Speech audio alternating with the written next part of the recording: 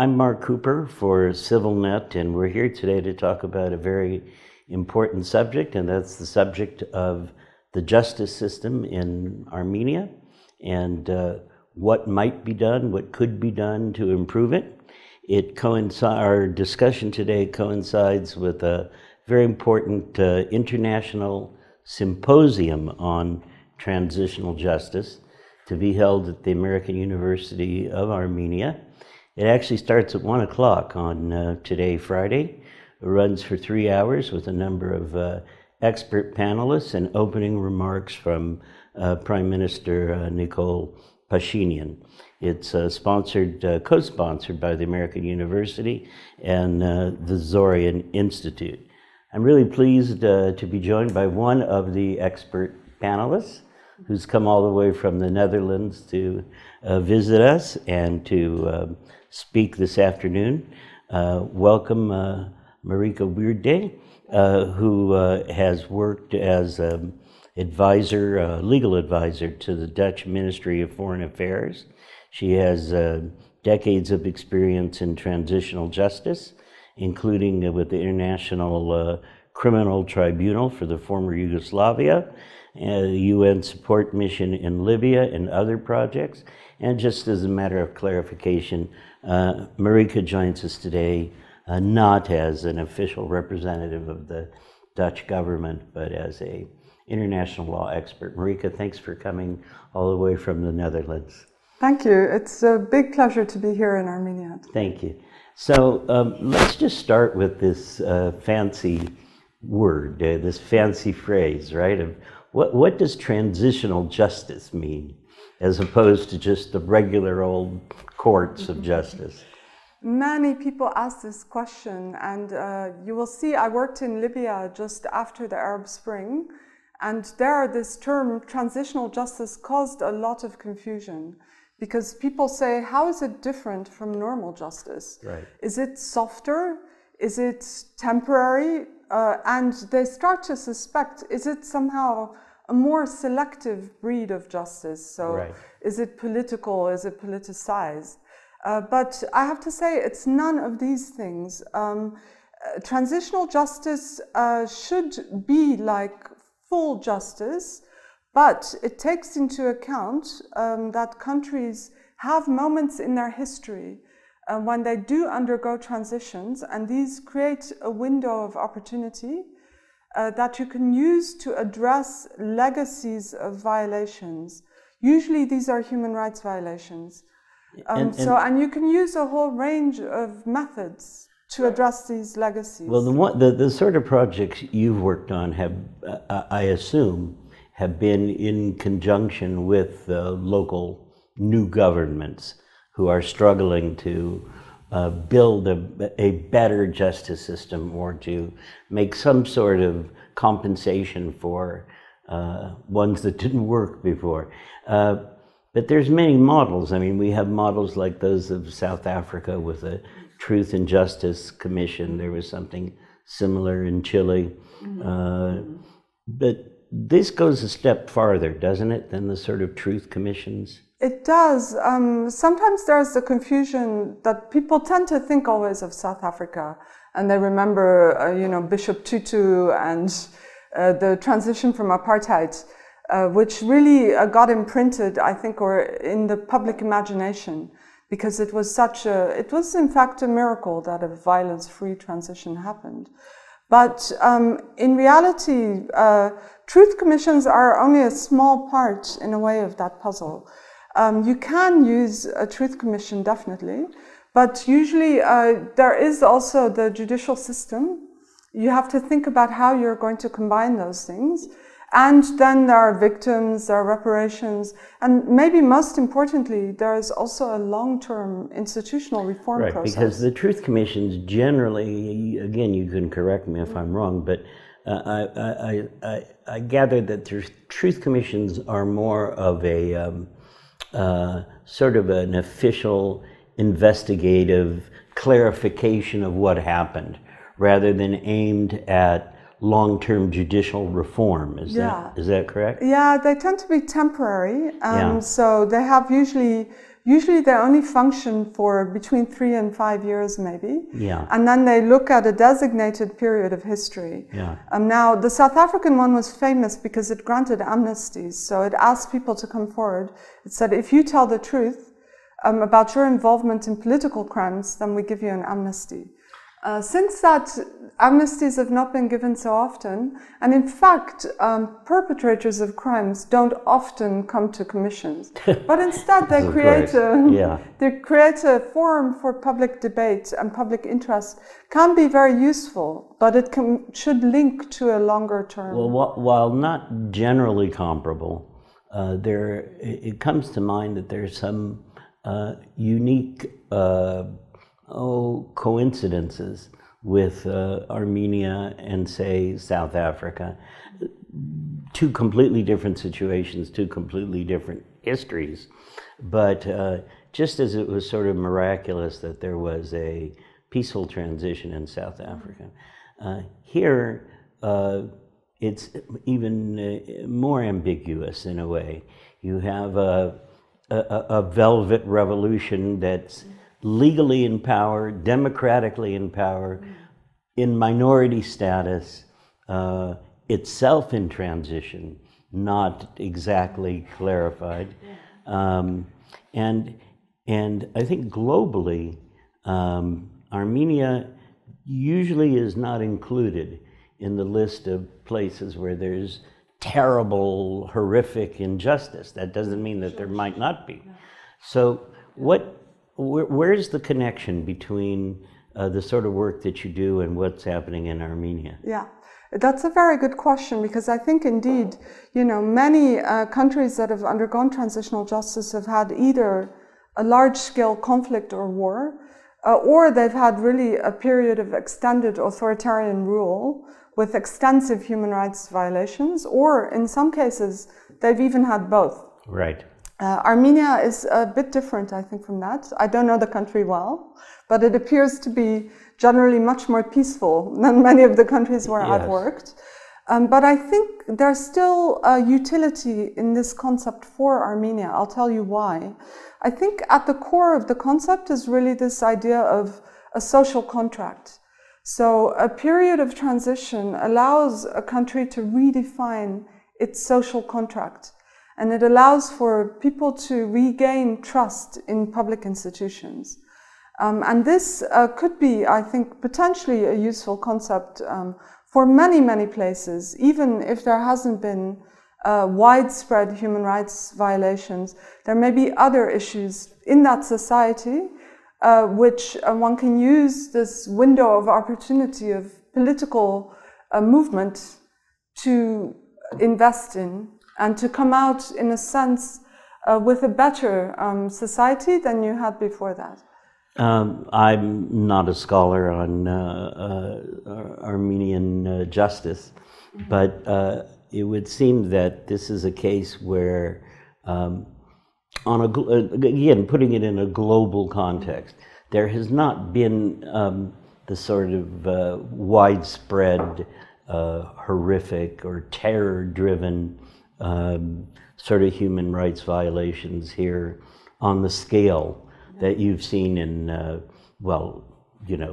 Balkans or Libya or so many, or Rwanda, something like that. But there is a sense, I can say as a journalist, there is a sense, more than a sense, I think there's probably a consensus that there isn't much faith in the justice system, that it's not really a question of police coming and grabbing you in the middle of the night, though there's been some occasions like that. But it's more a question that when you're going into the legal system, you're kind of stepping on a railroad platform, right? Yeah. How do you fix those sort of more subtle issues where it isn't such a clear-cut black and white situation of, oppressor and victim? Yeah. I mean, here I think one is in the realm of trying to fix rule of law problems over time. And I think, there are actually many countries that grapple with those kinds of problems.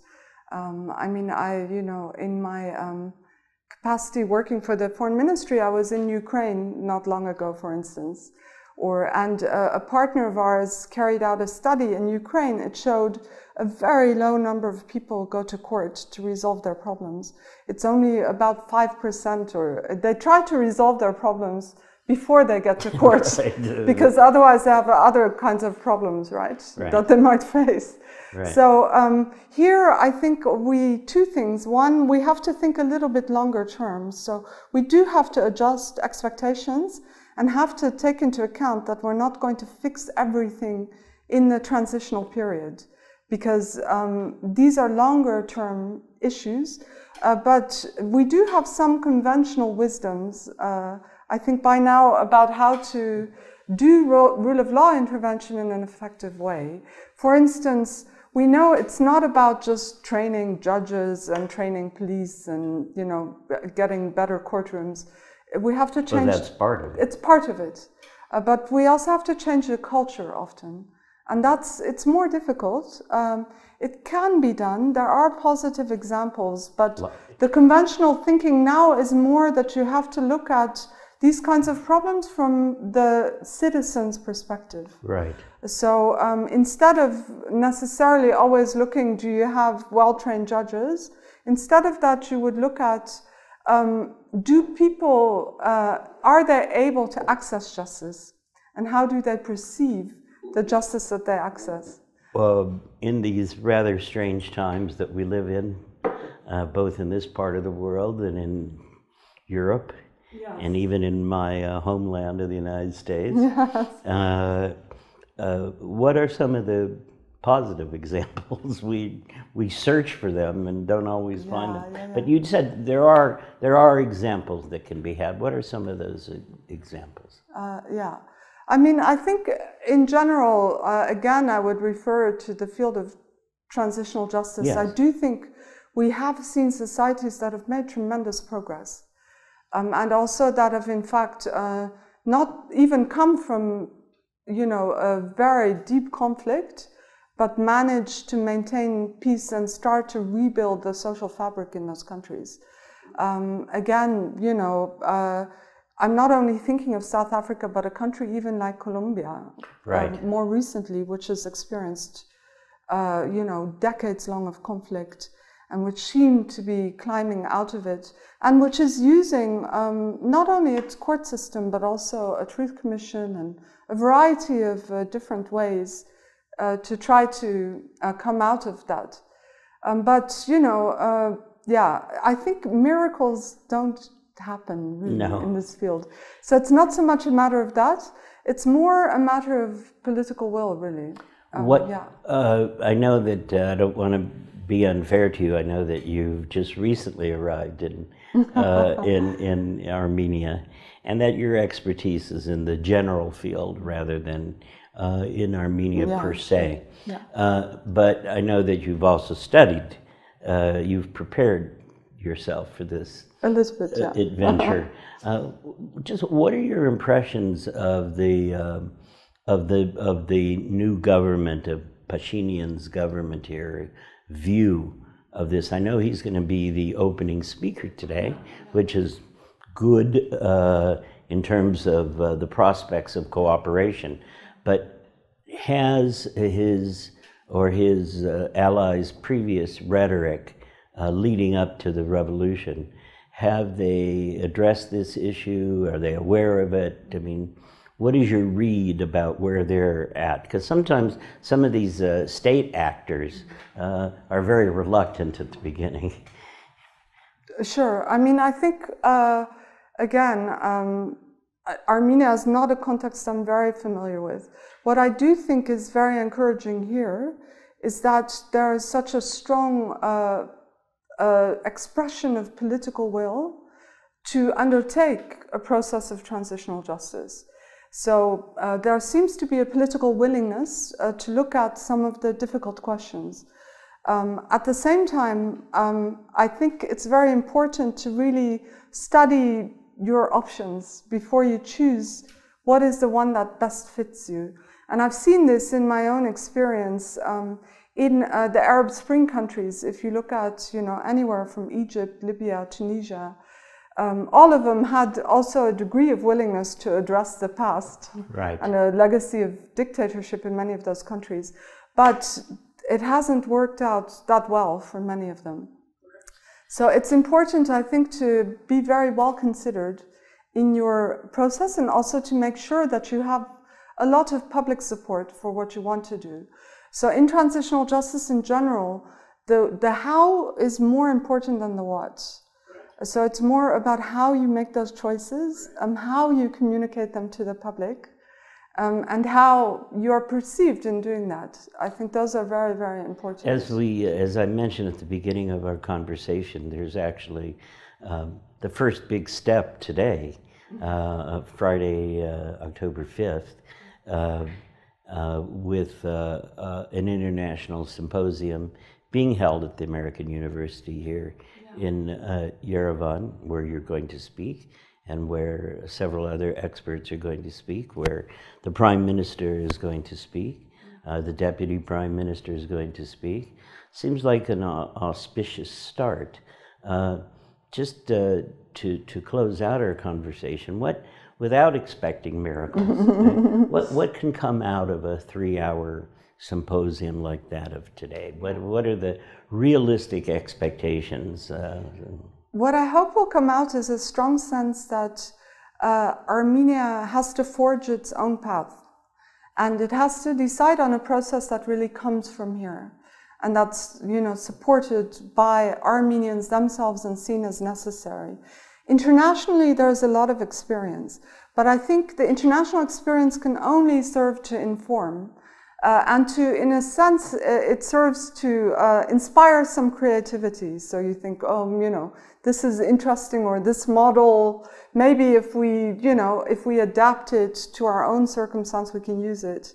So what I'm hoping is that today will be kind of a kickoff of that kind of creative process, to say, how can we forge a process that's really uniquely crafted to the Armenian context? Because that's what's most needed, I think. Well, we wish you a lot of luck, and certainly it's a type of labor that is appreciated wherever it's successful or wherever it's attempted.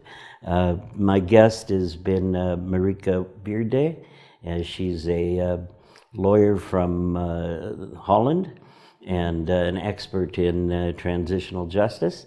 And just a reminder for those of you who are interested, the conference today at the American University runs from 1 o'clock to 4 o'clock, opening remarks by Nicole Pashinian, a renowned panel of international experts, and it's free and open to the public as far as I understand.